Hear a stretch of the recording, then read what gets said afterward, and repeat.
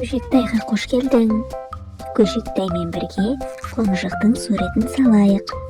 Ол үшін алдымен дәл осылай ойық сызамыз. Оның астынан осындай жарты шеңбер сызып, дөңгелек сызамыз. Содан соң оң және сол құлағын саламыз. Құлақтарының ішкі бөліктерін саламыз. Екі дөңгелек етіп көздерін саламыз. Екі көзінің ортасына мұрынын саламыз. Мұрнын салған соң аузын саламыз. Денесін саламыз.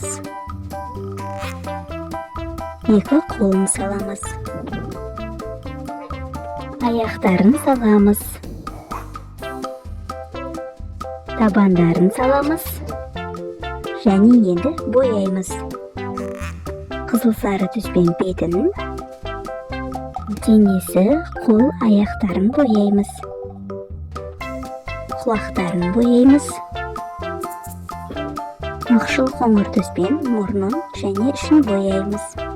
Қанық қоңыр түспен құлағының ішін, аузын бояймыз. Қанық түспен табандарын бояп шығамыз. Ал қара түспен көзін және мұрнын бояп шығамыз. Қызыл түспен тілін бояймыз. Мінекей достар, біздің қоншық дайын, жарайсыңдар.